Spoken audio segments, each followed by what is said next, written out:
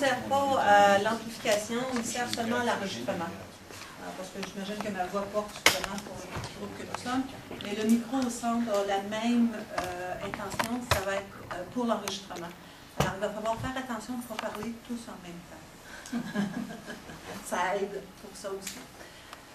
Lorsque je me suis présentée ce matin, je ne vous ai pas dit que je faisais partie d'un groupe qui s'appelle Avenue 8.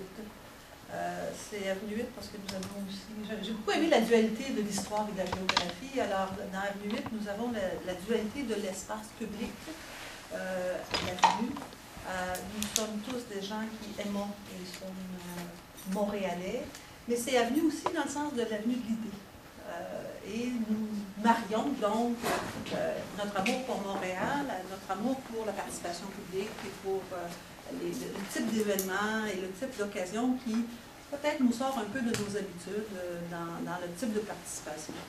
Alors, en fin de conférence, on aurait très bien pu faire une période de questions-réponses, mais au lieu de faire ça, nous allons faire une chronologie du temps ensemble qui, on espère, va permettre d'organiser la discussion autour d'une histoire commune partagée. Alors, vous voyez, j'ai ces petits post-it. L'idée, c'est, que je vais vous donner dans quelques minutes, et nous avons des crayons feuilles. Il y a votre histoire personnelle, l'histoire de Montréal, et on a mis ici universel, bon, international, universel, c'était grand un peu, supposons au niveau international. Ce qu'on va vous demander de réfléchir et d'écrire sur les post-it, et on n'est pas rationné, on en a, vous n'avez pas idée, on voudrait remplir au complet. Quel est un moment significatif qui marque votre histoire, l'histoire de Montréal, et qui a, dans les trois chronologies, qui ont un effet sur Montréal ou l'inverse. Après, on va essayer de dire qu'est-ce que ça veut dire, qu'est-ce que ça représente pour nous, ces trois chronologies, qu'est-ce qu'elles ont de particulier, qu'est-ce qu'on est capable de retirer, qu'est-ce qu'elles nous apprennent, qu'est-ce qu'elles dévoilent, d'éléments d'histoire qu'on ne connaît pas, qu'on connaît peu et qu'on aimerait inscrire. L'exercice, c'est un exercice que je veux vraiment faire attention et donner la source. C'est un exercice qui s'inspire des Future Search. Il y a le Future Search Network que je vous invite à aller voir sur Internet. C'est vraiment fascinant. Et c'est le premier exercice qu'ils font quand ils font une réflexion stratégique sur l'avenir. C'est avant de penser à l'avenir, passons donc à notre histoire commune partagée. Donc, nous allons construire ensemble, pour nous, ce matin, cette histoire commune partagée de Montréal, qui est influencée par l'histoire personnelle et les événements internationaux. C'est bon? Oui. C'est toujours un nom en bas, c'est toujours en liaison avec Montréal? Montréal? C'est pas nécessairement en liaison. Avec Montréal. Pas absolument. Okay. Après, on va regarder, voir s'il y a des recoupements. Ouais. Okay? Moi, je peux bien dire que je suis née quelque part ici. Là. Bon, ça arrive que je sois née à Montréal, mais mettons que pour le moment, ce n'est pas encore significatif. Ça pourrait être significatif plus tard. Ouais. Si j'étais née ailleurs et que j'étais arrivée à Montréal, ça peut devenir significatif. Ouais. Donc, ne vous restreignez pas. Pour le moment, ce sont des moments importants, des tournants, des choses marquantes qui ont marqué l'histoire de vous, de votre famille, des choses que vous croyez ont marqué l'histoire de Montréal et des histoires qui ont été internationales. Vous allez écrire gros. Vous allez évidemment les placer. Prenez le temps d'y penser. Je vais enlever le micro pour au moins vous les distribuer. Et on a des crayons feuilles. Alors, prenez un crayon qui fait que vous allez voir. Hein, voilà. Ah, celui que vous voulez. Ah, les roses, c'est beau fluo. La couleur n'est pas significative, hein, alors vous pourrez la mettre où vous voulez. Voilà. Bleu. Ouais, excellent. Comme je vous dis, on n'est pas rationné, vous n'avez pas idée. Voilà. Un petit verre avec ça, ça va être. Mais prenez pas un crayon vert, par exemple. Non.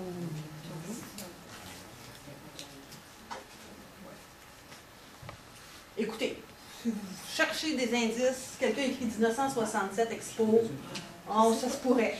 Hein? Oui, quand quand vous allez les placer, tantôt, il faut vous donner un bon petit 10 minutes pour y penser. Là, hein? On n'est pas comme ça. Il faut mettre plusieurs choses sur le même. Non, non, une par feuille. Parce qu'après, il faut la mettre à quelque part dans le temps. Hein? Puis vous ne sont pas significatifs. C'est juste pour qu'on puisse les voir tantôt. Tantôt, vous allez,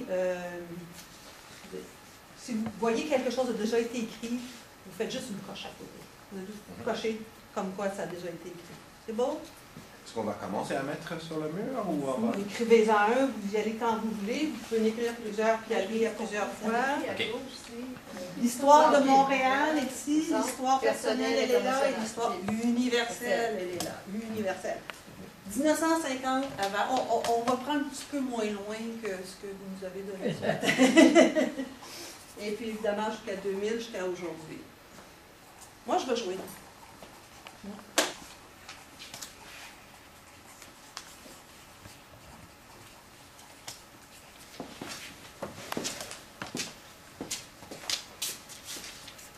Est-ce que vous mettez vos initiales? Oh non, écrivez gros. Écrivez gros pour qu'on puisse voir. Quand quelqu'un voit quelque chose, si vous le reconnaissez, vous dites, je l'avais aussi, vous faites juste une coche.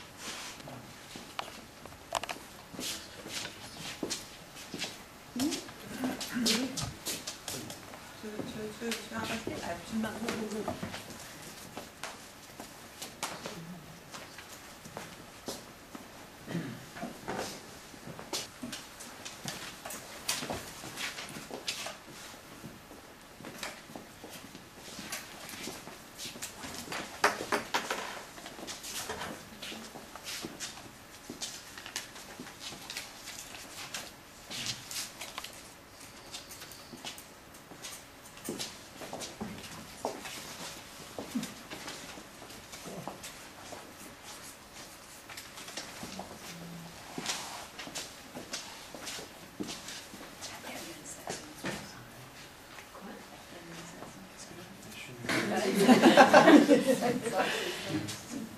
Réélection de 2012. Oui, on l'espère. Hein? Oui.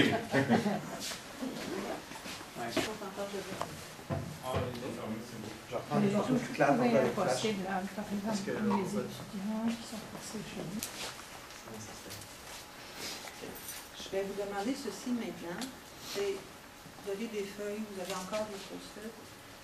Juste venir voir ce que les gens ont écrit. Prenez le temps un peu de regarder et essayez de déterminer, une, deux, trois tendances, éléments inusités, éléments que vous ne connaissiez pas, qui ressortent et qui vous fait dire « aha ». Vous savez, un moment, là, un aha moment qui dit « ça c'est significatif, j'y avais jamais pensé ». Ça c'est important et c'est pas vraiment inscrit dans notre histoire. Donc, c'est ce que je vous demanderais de faire en regardant les différentes histoires, qui sont nos histoires, l'histoire de Montréal et l'histoire internationale qui nous a influencés. Donc, prenez le temps de venir voir ce que les autres ont écrit, puis après, je vais vous demander, est-ce qu'il y a des moments qui sont vraiment des moments that was really interesting. J'y avais jamais pensé de cette façon-là. Ça ne m'a jamais vraiment frappé. C'est bon? Alors, prenez le temps, si vous voulez vous rapprocher, venez voir.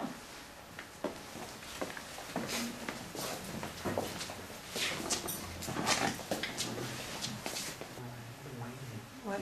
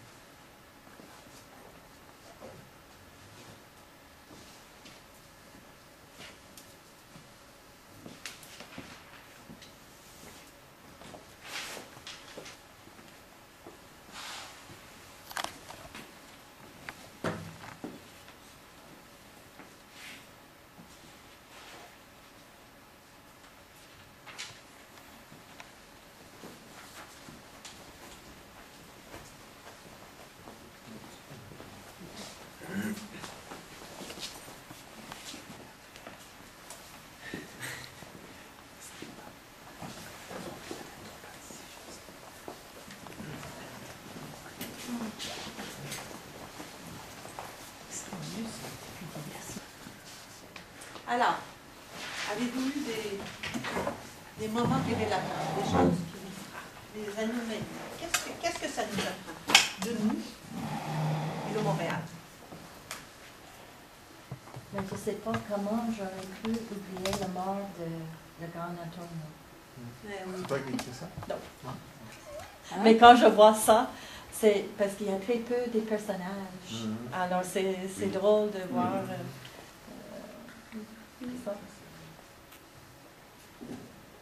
Moi, c'était le retour de Mylène comme appellation. Ça, c'est frappant. C'est tellement intéressant. 1971, je pense. Oui. C'était la bibliothèque.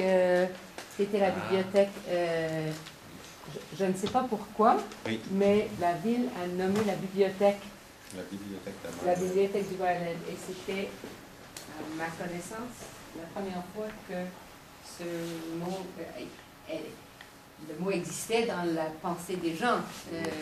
C'était plutôt Myland, la manière que les Québécois, les Canadiens français le prononçaient. Myland. Mais Myland, comme une appellation officielle de la ville de Montréal, c'est revenu en 71 à ma connaissance. Donc, quand on a renommé Le quartier Myland. le quartier a repris le nom. Oui, Intéressant. mais ça avait disparu. Mais je pense pas qu'il soit nommé officiellement comme ça. Maintenant? Oui. Ah, je sais Dans la pas. toponymie officielle. Non, c'est ça, ça c'est existe ça. pas. Oui. Ça existe un Mais peu sur Google. je pense que le Myland fait partie du plateau. Oui, c'est un Oui. sous-district du plateau. Mais Ça, c'est dans dans l'arrondissement, ça existe ça pas, existe, mais ça là. fait Ça existe. Non, plus que Et dans le réel, oui. plus que Oui, dans c'est le délimité par les rues, c'est un nom. Et attention, il faut qu'on on se donne nos... ouais. On va essayer de le mettre ici, voir si on peut le capter, parce que je crains juste que ça... Parlez fort. Faut parler fort. Parlez fort à ce moment-là, OK? On va parler fort, on va projeter. Allez-y.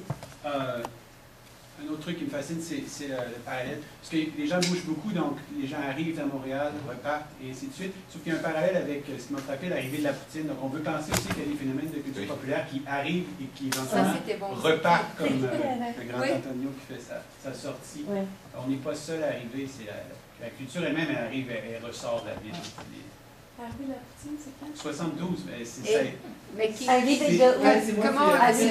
Comment on l'a dit? Qui l'a- En fait, c'est dans le C'est qui l'a écrit? C'est Joël. C'est toi? chez moi. C'est Arrivé peut-être le d'où? dire. En fait, c'est dans le contexte d'un autre événement. Moi, j'ai fait la biographie culinaire de mon père.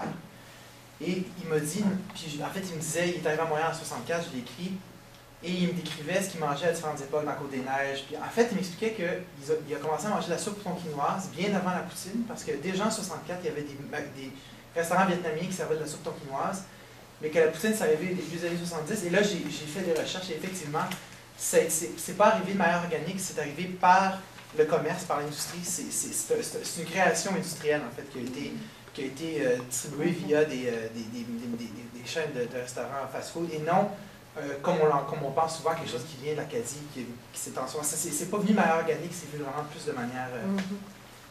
Orchestré. c'est ça, voilà. Oui.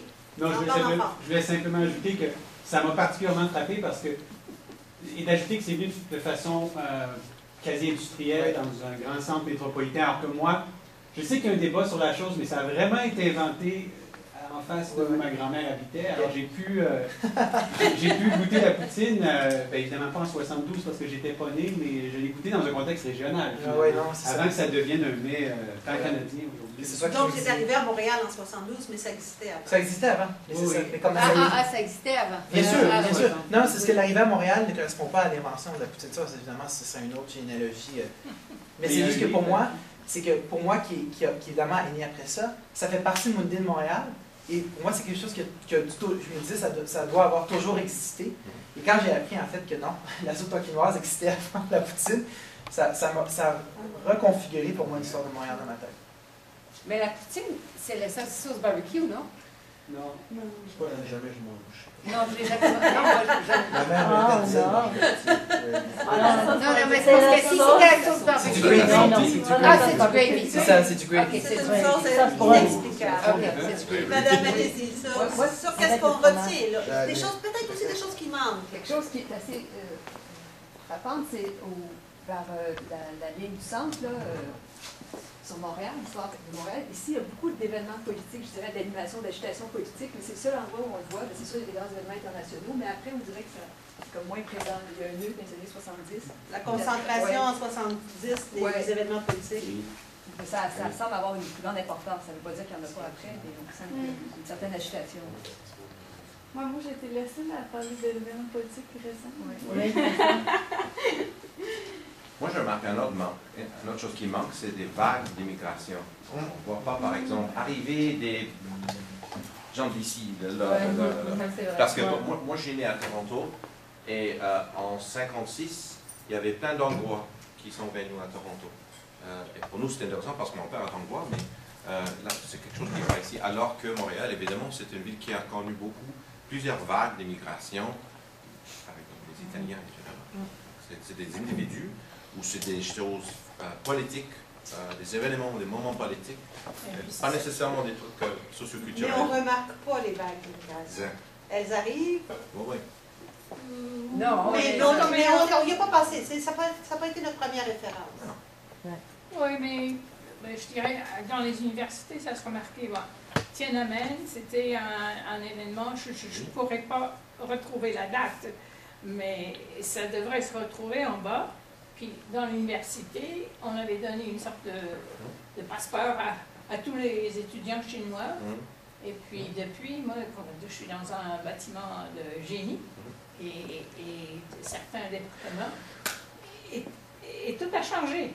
C'était vraiment comme une immigration visible pendant 2-3 ans. C'est sûr, moi j'habite dans le quartier. J'habite dans le quartier. Mais c'est pas remarqué. Non, c'est ça. Et j'aurais très bien pu mettre, moi j'habite sur la rue Berry depuis toute ma vie, j'aurais très bien pu mettre l'arrivée des communautés portugaises qui ont changé la rue, l'utilisation de la rue, l'espace à l'extérieur. On a retrouvé dans les années 80 les parcs, pas les parcs, mais on a fait des plantations dans les jardins devant que mon père avait en 1927 et qui avaient été oubliés depuis. On a cimenté ces espaces-là. Alors, ce sont les premiers qui ont verdi le plateau. Ce sont les Portugais. Et c'est vrai, ça n'existe pas. C'est pas que ça n'existe pas dans la réalité, c'est que c'est pas notre première référence. Ça, je trouve ça intéressant. Sauf que j'avais écrit migration, puis je l'avais barré. Oh non! Oui, parce que... Oui, mais quand même, je ne voulais pas parler des gens qui venaient à Montréal, mais j'avais l'impression, quand je suis arrivée, qu'il y avait une migration des anglophones qui partaient du Québec. Quand je suis arrivée dans les années, pour déménager, dans les années 88 à peu près, on se distinguait entre les anglophones qui arrivaient, qui voulaient apprendre le français, qui voulaient avoir les amis francophones, qui ne faisaient pas une connexion avec les anglophones qui étaient en train de partir. C'était vraiment deux communautés différentes. On se sentait très différents que ceux qui étaient en train d'émigrer. Contrary motion. Yeah. We passed in the night. Ships. Moi, il y a une autre chose qui me frappe aussi, parce que je voulais voir si c'était là. Je suis contente de voir qu'on a mis les Jeux olympiques en 76. Parce que souvent, on parle d'Expo 67. J'ai fait un petit peu exprès pour vous dire, j'espère que quelqu'un va mettre Expo 67. Mais souvent, dans ce genre d'exercice-là, les Jeux olympiques, c'est pas une référence qui nous a frappé de la même façon.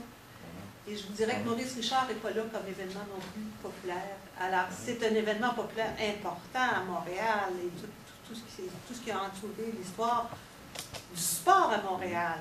C'est souvent quelque chose auquel on réfère pas beaucoup. On parle de culture populaire, mais on parle peu de culture sportive à Montréal. Alors que le départ des expos est noté à quelque part. Ah, il a été noté? Oui. Ah. Mais non, c'est vrai, parce que c'est la seule référence qui est pas... Par contre, Sherry a noté, on est pas mal des urbanistes, parce qu'il y a plein de choses qui peuvent se transporter dans l'urbanisme. Par contre, Jean Drapeau ne paraît pas. Le RCM apparaît, Jean Drapeau apparaît pas. Oui, c'est ça. Oui. Ouais, j'ai été curieuse de... C'est quoi la référence à Marilyn qui devient Ah, c'est moi qui ai écrit ça. Oui, Qu'est-ce que ça veut dire? Au tournant des années 2000, moi-même, j'ai déménagé dans le Maryland, et puis à ce moment-là, il y avait le quartier, ça devenait un hotbed de culture pop, tu sais, Arcade Fire, en fait, tous ces groupes qui ont eu un retentissement sur le planétaire, et puis ont mis le Maryland sur la carte. Parce qu'il y a maintenant quelque chose qui s'appelle Pop Culture Montréal. Ouais, c'est le festival de musique. Et qui a sa pignon sur rue au coin de l'avenue du Parc. Fait que je me demandais si c'était... Mais ça s'est produit au tournant de 2000 ou vraiment. Alors pour toi, c'était juste... Le Myland devient... c'était pas officiel. Juste, non, on a senti qu'il y a eu un changement là, dans... que c'est devenu... Si je peux me permettre, il y a récemment un livre qui a été écrit sur le mouvement hipster qui retrace l'origine de ça dans Brooklyn et dans le Myland. Que c'est une des sources d'un style vestimentaire, d'un mode de vie. Donc, en fait, Montréal était... Il y a eu vraiment un moment où les gens se sont inspirés du Myland pour essayer de reproduire ça. Évidemment, on connaît tous la dynamique que ça crée, là. Après ça devient une sorte de chose artificielle, mais apparemment, que Brooklyn et Myland, indépendamment, il y a des cultures qui se sont développées. Évidemment, il y avait des liens entre les deux. Un livre de quelle maison de publication? Je peux vous retrouver le titre. Il faudrait nous l'envoyer pour savoir à quel point on est dans le vent sans le savoir. C'est malheureusement souvent des choses qui passent sur Twitter, puis après ça, on voit le 140 caractères. Mais si on venait d'un inventaire plus large, je vais juste vous demander, parce que ça va faire du bruit de fond difficile pour la retranscription. Allez-y.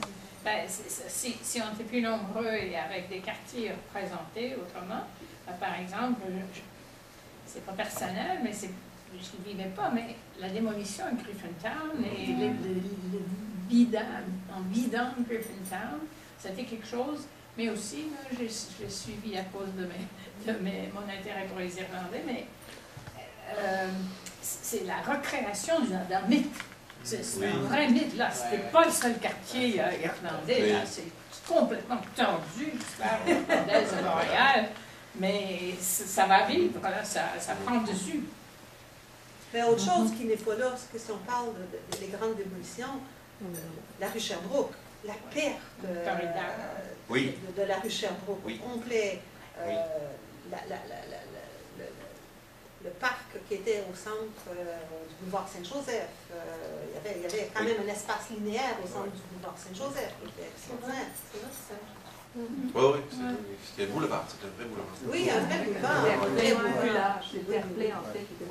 C'était pas un terre-plein en ciment avec lequel on a mis des pots en ciment, dans lequel on a mis des fleurs, qui heureusement ne sont pas en ciment, mais là, elles pourraient l'être.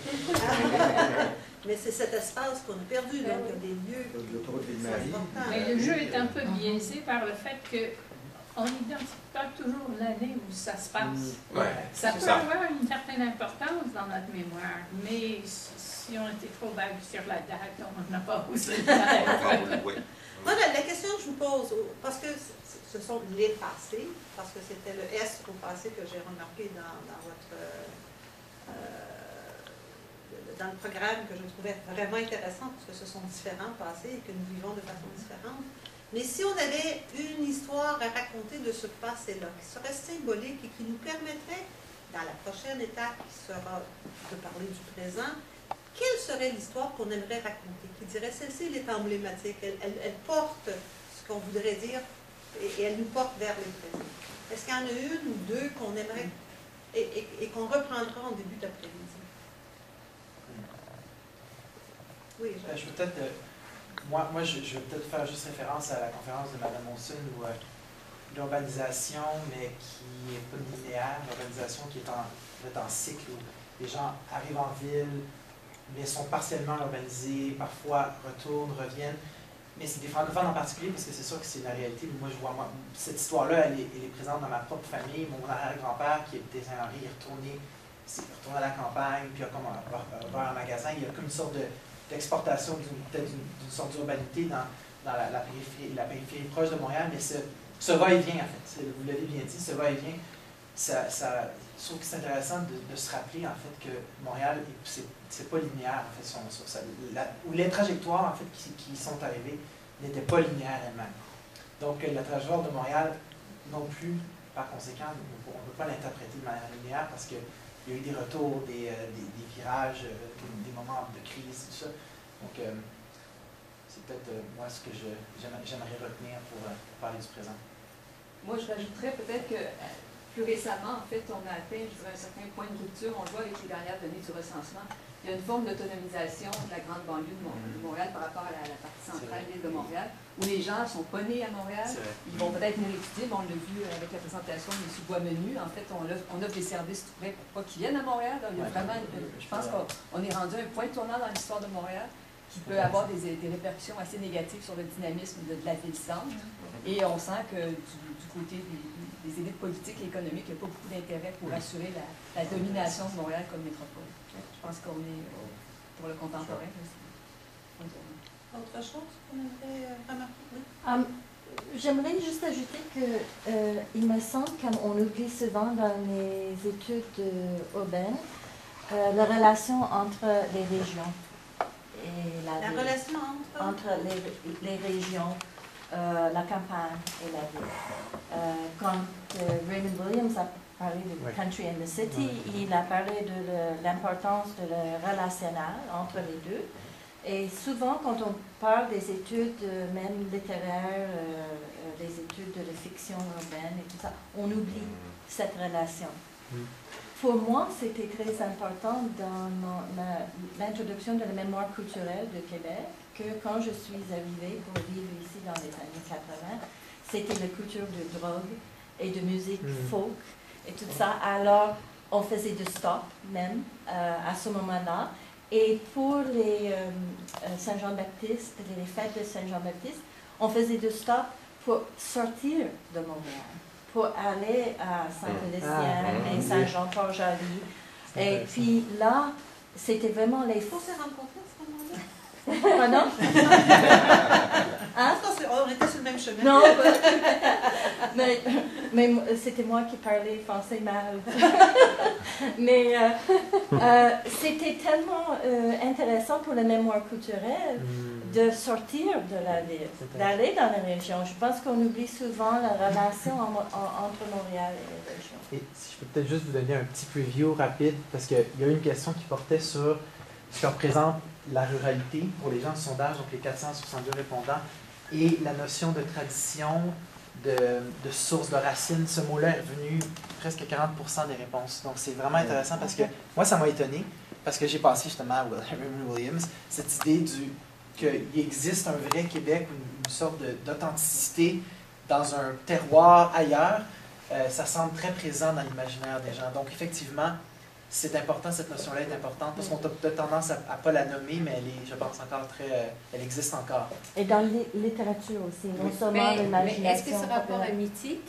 C'est-à-dire, parce qu'on parle de deux choses. On parle du 19e siècle, où il y avait une vraie va-et-vient. Effectivement.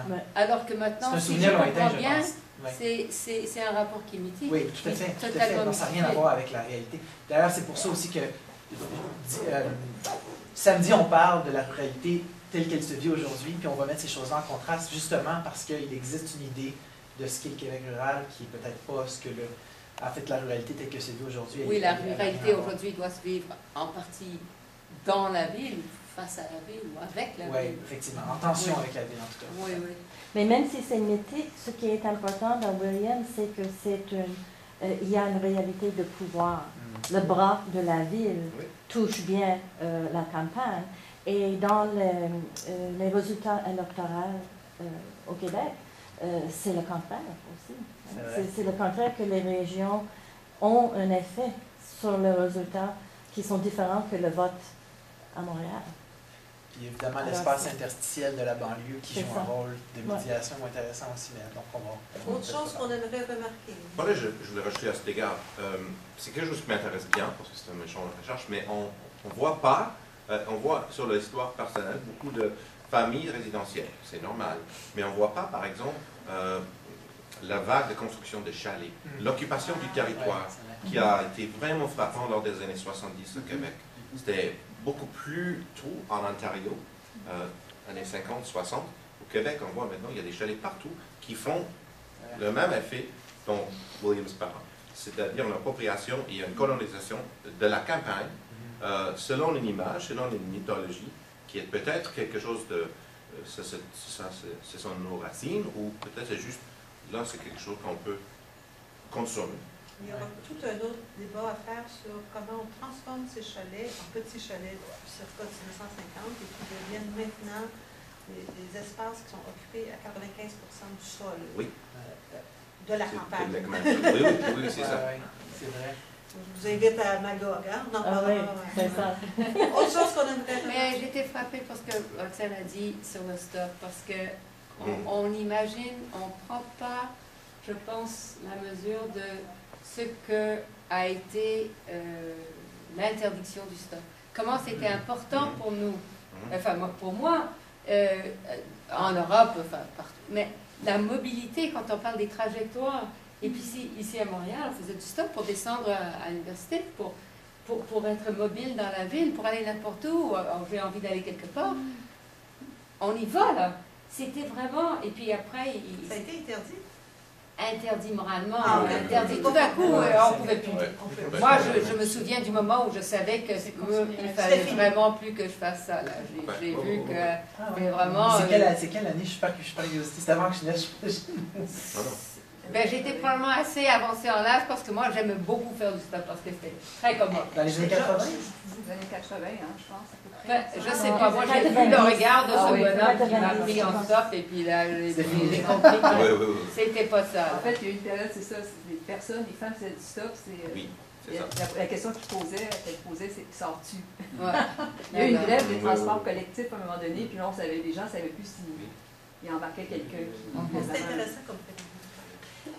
Nous sommes presque à la fin, allez-y. Vraiment qui frappe. Par rapport à la question, ce que je trouve intéressant, c'est qu'on voit l'histoire de Montréal, c'est plutôt positif. Dans le sens que c'est pas, outre quelques petites choses, mais la tempête de la glace, ça paraît pas. Il n'y a pas des crises outre, il y a la crise d'octobre, mais c'est vraiment des choses intéressantes, positives, des développements, mettons, qui paraissent dans l'histoire de Montréal, alors que l'histoire universelle se mélange plutôt il y a des désastres, il y a des mouvements, il y a des événements, des moments d'émancipation. Ça, c'est très intéressant pour moi. Mais je sais que dans les cartes mentales, les gens ont tendance de dessiner ce qu'ils aiment, ce qu'ils se trouvent agréable. C'est rare que les gens dessinent des choses qu'ils se trouvent désagréables, à moins que c'est vraiment quelque chose qui est... Ah, les expos. Peut-être que c'est positif. Le best-pas, ça ne reste pas en sélection. C'est une bonne affaire. J'aurais tendance à inviter professeur Wilson à dire peut-être un dernier regard avant que... C'est une chose qui me manquerait peut-être parce que ça me semble continu, c'est l'envahissement de la publicité. Ça, c'est pour moi la chose à travers 35 ans qui est le plus frappant, mais il n'y a pas un moment précis. C'est constant, c'est continu. Le bruit de fond qui a augmenté, tout le bruit qui a augmenté à Montréal. Ah oui, mais la publicité visuelle, l'espace public occupé par le commercial. La commodification dans le métro, on peut regarder nulle part ailleurs. Les banques sur les pistes de... oui, sur les Bixi. Aux arénas, sur les Bixi. Monsieur Thibert, est-ce que nous avons fait un bon tour? Parlant de Bixi, est-ce que nous avons fait un bon tour de piste? Mais moi, il me semble que oui. En fait, j'ai vraiment toutes sortes de... C'est intéressant parce que moi, je connais les résultats du sondage que je vais dévoiler tantôt. Donc, je fais toutes sortes de liens dans ma tête, mais effectivement, ce sont des passés, je pense, qu'on a identifiés ou peut-être esquissés, qui, en tout cas, certainement pour les gens qui sont ici, mais pour moi, certainement, ça me permet d'aborder l'après-midi avec une sorte une assise, en fait, dans quelque chose de concret, dans les faits, dans les histoires. Je trouve ça très intéressant. En fait, j'ai hâte de voir les résultats aussi, une fois qu'on va regarder toute la journée dans son ensemble, et demain et après-demain.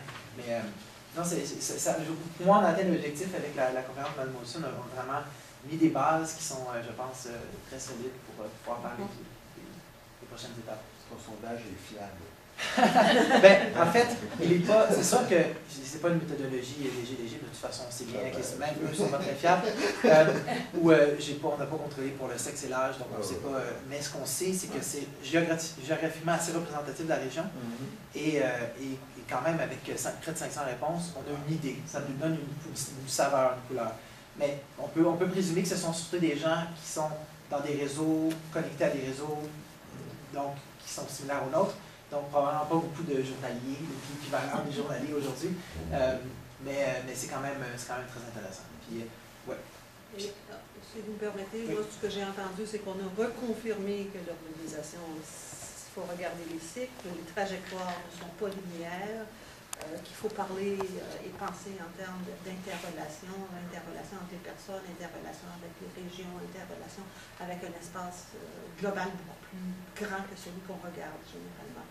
Je pense que c'est les trois messages qui portent vers ce qu'on regardera dans le présent et dans les futurs. C'est bon? Super. Si je peux juste me permettre. Ça nous porte vers l'heure du midi? Oui, il y a un camion qui nous attend à la place Laurentienne. Il attendait plutôt 100 personnes, mais c'est correct, donc vous pouvez manger. En fait, je